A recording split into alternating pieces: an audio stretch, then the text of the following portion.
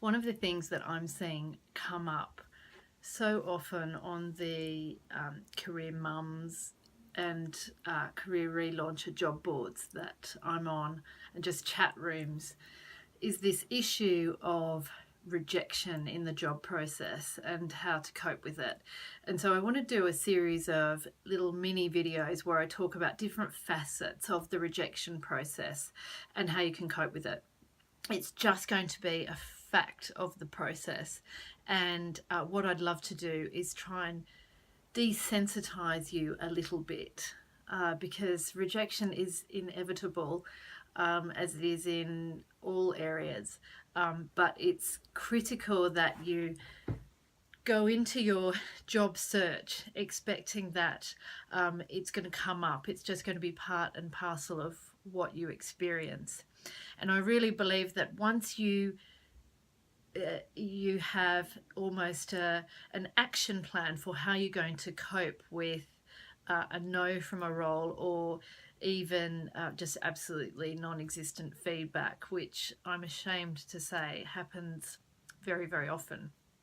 Once you have a way of coping with that, you go in expecting it to happen, and you have a way of talking to yourself that helps you through, then you release so much energy to get into actually finding the right job and picking up your bat and ball and moving on to the next thing. So let's have a little bit of a chat now about the whole rejection thing.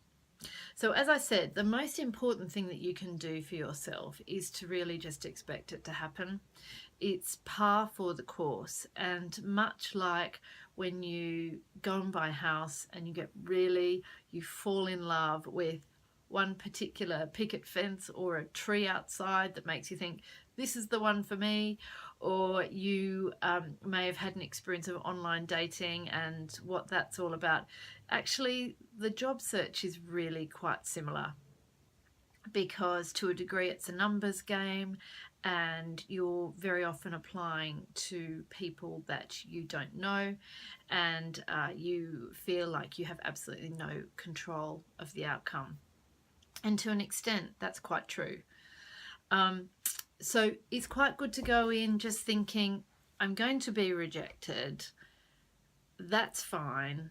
And I know that I'm going to come out the other side of this either with a better job for me, or I'm going to have built up my resilience. And that is a good thing for every facet of my life. And believe me, by the end of a good job search process, you have built up your resilience, and that can only be a really good thing. So go in expecting to be rejected.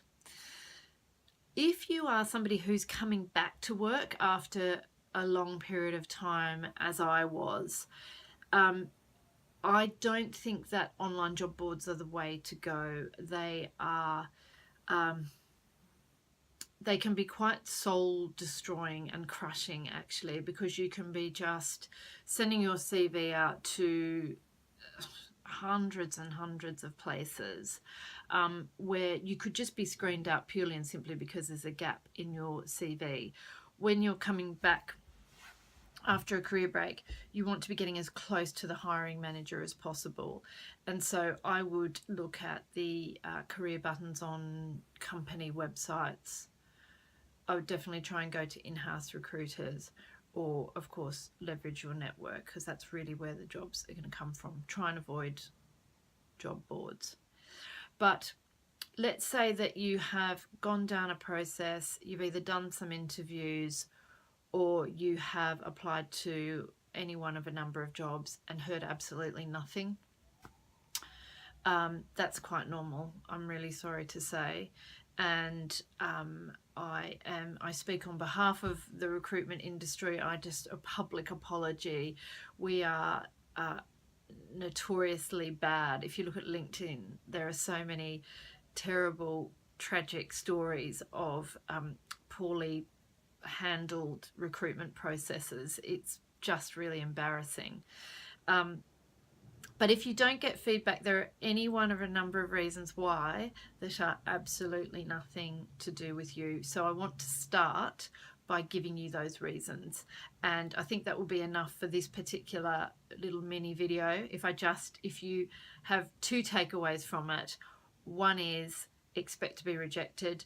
Number two, all the reasons why you might be rejected or have no feedback are nothing to do with you. And then I'll go into some more tactics in the next video. But if you think now that when you are putting your CV into the ether, or you're going out and doing, giving the best account of yourself in a range of interviews, you hear nothing, crickets, or you might go through a flurry of interviews with a company, they're super keen on you, they want to Skype you with the hiring manager, they pick up on your references really quickly, you've had a great rapport building with one of the interviews, and then all of a sudden nothing. What's gone on? The recruiter said I'd hear on Thursday, it's now the following Wednesday. What's wrong with me? Probably nothing. When I go through a process, the rug can be pulled out from under my process for the following reasons. Number one, there's a budget cut. It happened after you put the role out into the market, but due to a strategic decision that's at board level, this role is no longer going to be recruited for. So that can happen in the process, nothing to do with you.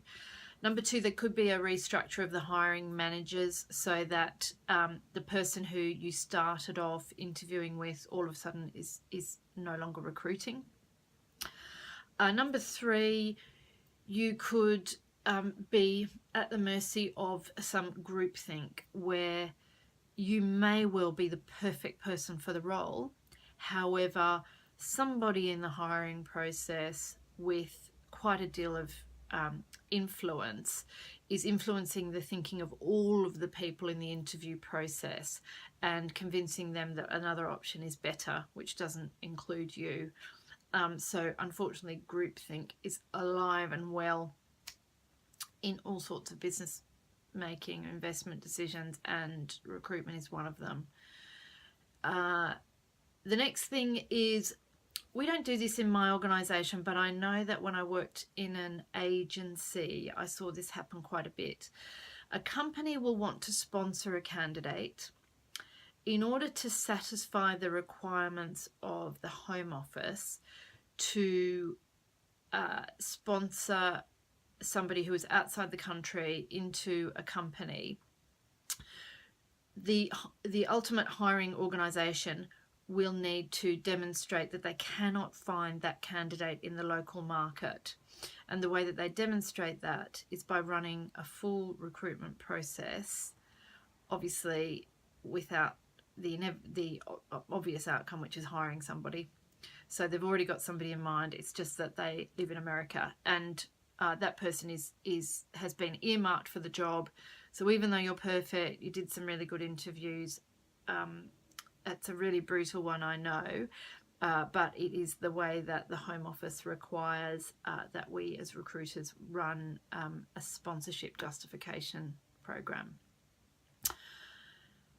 Another reason could be that you're just at the mercy of really inefficient recruiters, or they could have lots of competing priorities on them, and they're just not very good at getting back to you. I would say that they are the headlines of reasons why that are not to do with you, that you might not get feedback. So are you starting to see that you should really be trying not to take it personally?